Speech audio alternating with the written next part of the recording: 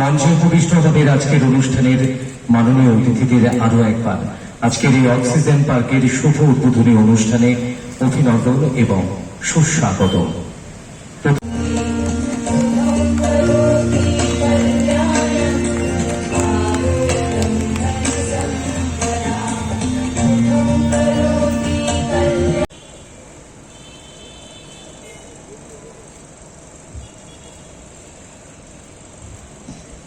কোনো একটা শব্দেও আমরা সবচেয়ে বেশি শুনেছি, সেটা হচ্ছে অক্সিজেন। যখনই আমরা আক্রান্ত হই, পজিটিভ কেস হয়, প্রথমেই তার অক্সিজেন লেভেল দেখতে হয়, তার পালস দেখতে হয় যে অক্সিজেন লেভেল ঠিক আছে কিনা। তার আগে এই ধরনের কোনো মানসিকতা আমাদের মধ্যে তৈরি হয়নি। আমরা জানি যে আমাদের শ্বাস প্রশ্বাস যে চলে সেটা অক্সিজেন থেকেই হয়, গাছ যে অক্সিজেন ছাড়ে সেটাই আমরা গ্রহণ করি। এটা অনাদিকাল ধরে চলছে, সৃষ্টির সঙ্গে সঙ্গে এটাও চলছে। অর্থাৎ স্বাভাবিক নিয়ম হিসাবে মানুষ এটা মেনে নিয়েছে। এটা এমন কোনো স্পেশাল বিষয় এমন কোনো কিছুই ছিল না। আর তার সঙ্গে সঙ্গে প্রকৃতির সঙ্গে আমরা পরিচিত আছি।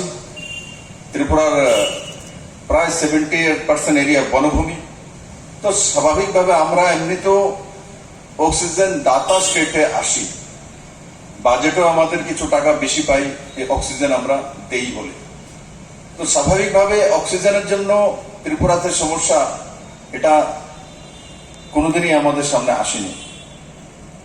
কিন্তু এই কোভিডের পরিস্থিতিতে যখন লাঞ্চে আক্রমণ হচ্ছিল, তার যে ভাইরাস বিশেষ করে আমাদেরকে কমজোর করছিল লাঞ্চে, তো তখন অক্সিজেনের বিষয় এসছে। প্রত্যেকের ঘরে ঘরে অক্সিমিটার পৌঁছে গেছে অক্সিজেন চেক করার জন্য। প্রত্যেকের ঘরে ঘরে বিপি মেশিন পৌঁছে গেছে তার ব্লাড প্রেশার দেখার জন্য, পালস দেখার জন্য। আর যেটার নাম সবচেয়ে বেশি ছোট বাচ্চাও জেনে গেছে, oximeter, oxygen cylinder, oxygen line, oxygen pipeline, হসপিটালে অক্সিজেনের লাইনের ব্যবস্থা করা, অক্সিজেন প্লান্ট, এই সবগুলো ত্রিপুরার ছোট ছোট বাচ্চা শিশুর কাছে পৌঁছে গেছে। আর আজকে এই অক্সিজেন পার্ক উদ্বোধন হচ্ছে। তো এই করোনার পরিস্থিতিতে সবচেয়ে বুঝি মানুষের বড় বন্ধু হয়ে থাকে সেটা হচ্ছে অক্সিজেন। সে তো আমাদের জীবন দাতাই। কিন্তু যখন করোনা বিধি মেনে চলা, মাস্ক পরা, কারণ কি দুর্গাপূজার সময় শুধু ত্রিপুরার মানুষ এখানে থাকবে না। আমরা তো 96% ভ্যাকসিনেটেড হয়ে গেছি, কেউ কেউ 2টা হয়ে গেছে, ডোজ নিয়ে নিয়েছি। কিন্তু বাইরে থেকে লোক আসবে, কেরালা থেকে আসবে, মিজোরাম থেকে আসবে, সেখানে কিন্তু পজিটিভিটি রেট বেশি। মুম্বাই থেকে আসবে, অন্যান্য শহর থেকে আসবে। ওনারা যখন আমাদের সঙ্গে দুর্গাপূজা দেখবে, ঘুরবে, কেউ যদি পজিটিভ থাকে তো বাকি সবার মধ্যে স্প্রেড করে দেবে। তার জন্য আমরা যেখানে ত্রিপুরার লোক যেখানে আছি, আমরা তো মোটামুটি এখন একটা জায়গায় আছি। কিন্তু বাইরে পঙ্গলের পর, ঈদের পর কেরালাতে যেখানে শূন্যের কোঠায় চলে গেছিল পজিটিভিটি রেট, সেটা বেড়ে বড় মাত্রায় হচ্ছে, বড় মাত্রায় লোকের মৃত্যু হয়েছে। মিজোরামের পার্শ্ববর্তী রাজ্য, পজিটিভিটি রেট অনেক বেশি, মৃত্যু হচ্ছে লোকের। তো দূর না, তার জন্য সাবধানতা অবলম্বন করা। আর দুর্গাপূজা দেখার সঙ্গে সঙ্গে বলবো, একবার অক্সিজেন পার্কে এসো, 1 ঘন্টা বসে যাওয়া, ঘুরে যাওয়া, তো ফ্রেশনেস আসবে। एक ताजी की मानसिकता, ग्रीन कलर देखलेই एक क्या তারুণ্যের প্রতীক, তাজগি। তো গাছের পাতা দেখো গ্রিন, এখানে দাঁড়িয়ে আছি তো ছায়া আছে, গ্রিনারি আছে, তো আপনি আপ চোখে ইচ্ছা হয় যে সবুজ এমনিতেও চোখে দেখতে ভালোই লাগে, আর সেটা লাভদায়ক। তো এখানে এসে যদি 1 ঘন্টা 2 ঘন্টা পুরো ফ্যামিলির সঙ্গে ঘুরি, বা এই যে 2.1 কিলোমিটার হাঁটার ব্যবস্থা তার মধ্যে হাঁটি, তাতে আমাদের শারীরিকভাবে লাভ হবে, আমাদের জীবনে শক্তি বাড়বে। ঔষধীয় প্লান্ট আছে, তার বাতাস আমাদের শরীরে লাগবে, আমাদের মানসিকতার সঙ্গে সেটা ঘুল মিলে যাবে। আর তাতে নিশ্চিত আমরা শারীরিকভাবে এবং মানসিকভাবে লাভান্বিত হব। আর আমি আশা করি এই অক্সিজেন পার্কের আজকে যে শুরুয়াত হতে চলছে সেটা ফরেস্ট ডিপার্টমেন্ট থেকে সুন্দর করে মেনটেন করা হবে। শুরুয়াত তো ঠিক আছে, পরে মেনটেন করতে হয়। আর পাবলিককে আকর্ষিত করার জন্য বিভিন্ন জায়গায় ফ্ল্যাক্স লাগানো। এখন তো টি পয়েন্টে দেখেছি আমি লাগাচ্ছে অক্সিজেন প্লান্ট ইনোগ্রেশন করার জন্য মুখ্যমন্ত্রী ছবি দিয়ে, সেখানে ওই জায়গাতে পার্মানেন্ট লিখে দেওয়া যে অক্সিজেন প্লান্ট তীর চিহ্ন দিয়ে। আগরতলার বিভিন্ন জায়গায় একটা চিহ্ন দিয়ে বিভিন্ন জায়গাতে দেখিয়ে দেওয়া এয়ারপোর্ট থেকে আসবে অক্সিজেন প্লান্ট আছে ওখানে। তো কেউ যা এয়ারপোর্টে নামবে তো যদি ভাইরাসটা আমাদের মধ্যে বেশি আসে, রাজ্য সরকার এবং কেন্দ্র সরকারের সহায়তায় মাননীয় প্রধানমন্ত্রীর মার্গদর্শনে পিএম কেয়ার ফান্ড থেকে, ইউনিসেফ থেকে আমরা ত্রিপুরাতে বড় মাত্রায় অক্সিজেন প্লান্ট তৈরি করেছি এবং কার্যান্বয়ন করেছি, সেগুলো চালু হয়ে গেছে। 7 অক্টোবর মাননীয় প্রধানমন্ত্রী একযোগে দেশে বড় মাত্রা অক্সিজেন প্লান্ট শুরুয়াত করেছে। বন্ধুরা, একসময় যেটা আমাদের খুব ভয় ছিল যে আমাদের হসপিটাল অক্সিজেনের ব্যবস্থা হবে কিনা,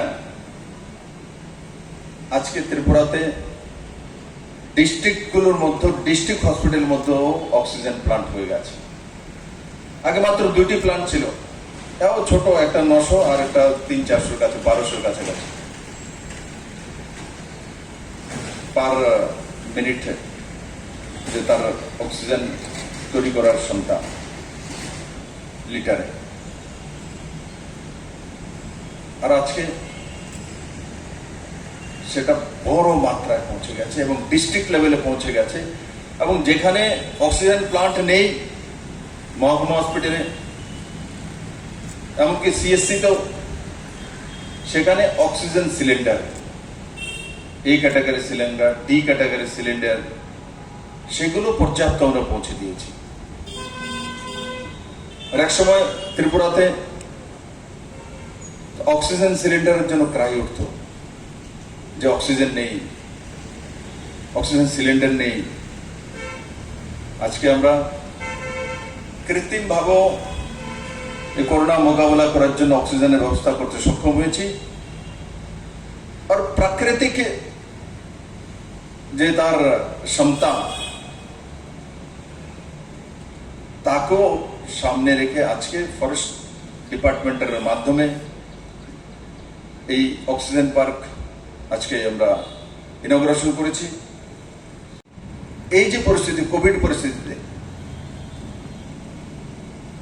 মানুষের মধ্যে একটা বিশ্বাস, ফেথ, স্যার অক্সিজেন প্লান্টও তৈরি হয়েছে কৃত্রিম ভাবে এবং প্রাকৃতিক অক্সিজেন যাতে গ্রহণ করতে পারি তারও ব্যবস্থা ত্রিপুরা সরকার করেছে। এখন দুর্গাপূজার মরশুম, আজকে ষষ্ঠী, আগরতলায় হোক তার আশপাশের প্রত্যেকটা জায়গাতে প্রায় 2200-র কাছাকাছি রেজিস্টার্ড দুর্গাপূজা হচ্ছে ত্রিপুরাতে। তার মধ্যে 1100-র উপরে গ্রামীগঞ্জে রেজিস্টার্ড, তাছাড়া বাড়ি ঘরে তো অনেক পুজো রয়েছে। দুর্গাপূজা আমাদের ফেস্টিভ্যাল তো আছেই, সেটা একটা বড় ইকোনমি। পুরো দেশ ভরে দুর্গাপূজা প্রায় 24,000 কোটি টাকার ইকোনমি, কারণ তার মধ্যে বিজনেস আছে, তার মধ্যে আমাদের ইকোনমি বিরাজ করে। সেটা সব উৎসবই নাই, সেই উৎসবের মাধ্যমে আমরাও দেখেছি ত্রিপুরা রাজ্যে আমরা সরকারি কর্মচারীদের জন্য যারা সি এবং ডি আছে এবং তার ডিআরডব্লিউ, তারপর অঙ্গনবাড়ি দিদি, হোমগার্ড, আর তাদেরকে 20,000 টাকা পুজো অ্যাডভান্স দেওয়া হচ্ছে। অঙ্গনবাড়ি দিদি বা অন্যদেরকে 5,000 টাকা করে করা হয়েছে। তো কেন? ওই যে বললাম দুর্গাপূজা একটা ইকোনমি। কারণ কি 20,000 টাকা দিয়েছি, এই 20,000 টাকা মার্কেটে গিয়ে খরচা করবে, শাড়ি নেবে, শার্ট কিনবে, জুতা কিনবে, পানের দোকান থেকে পান কিনবে, রসগোল্লা কিনবে, অন্যান্য যে কোনো খরচা করবে সে।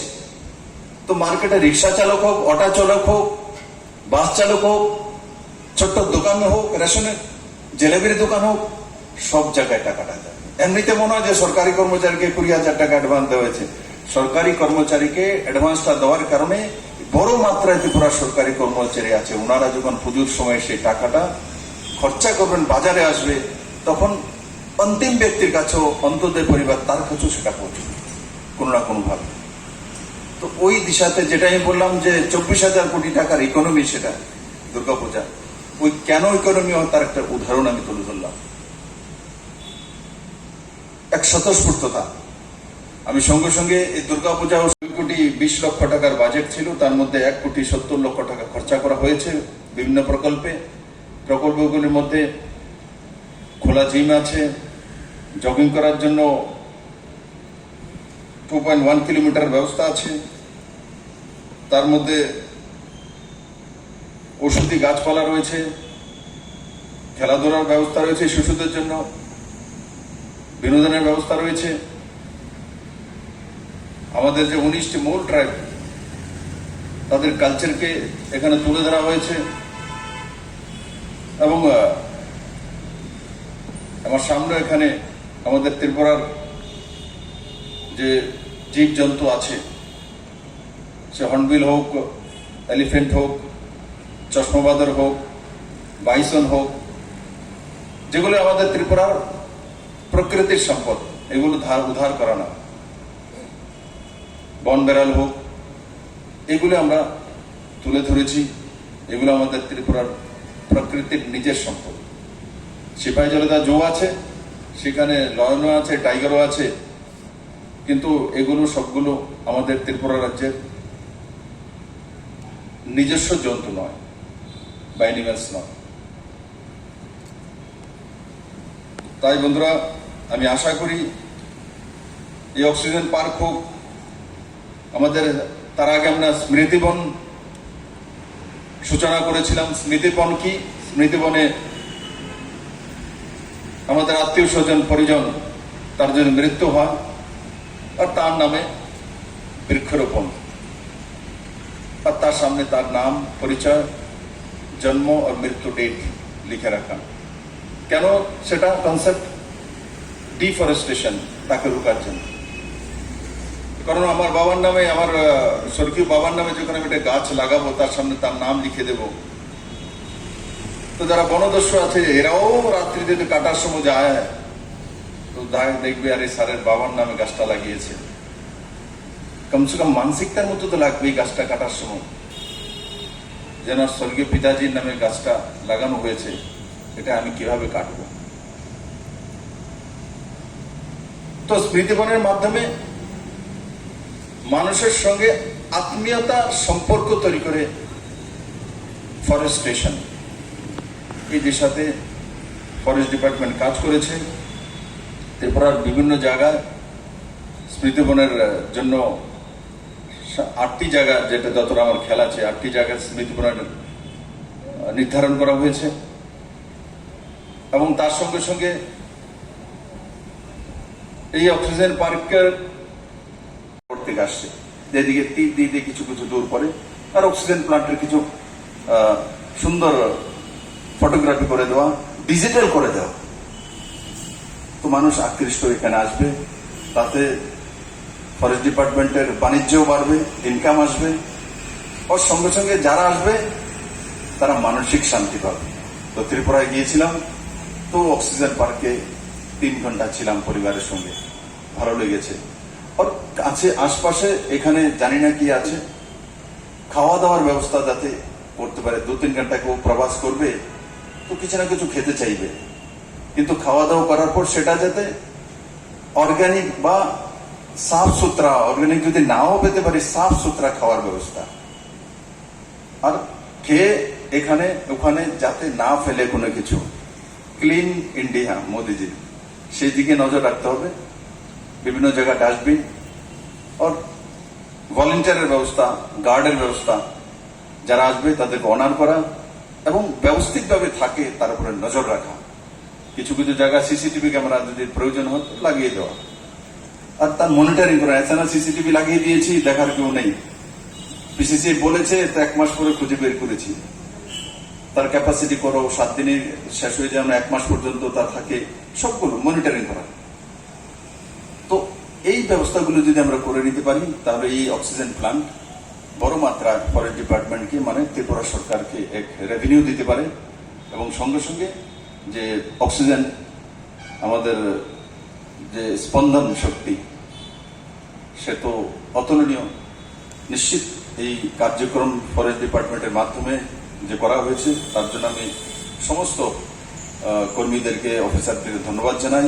মাননীয় মন্ত্রীজিকে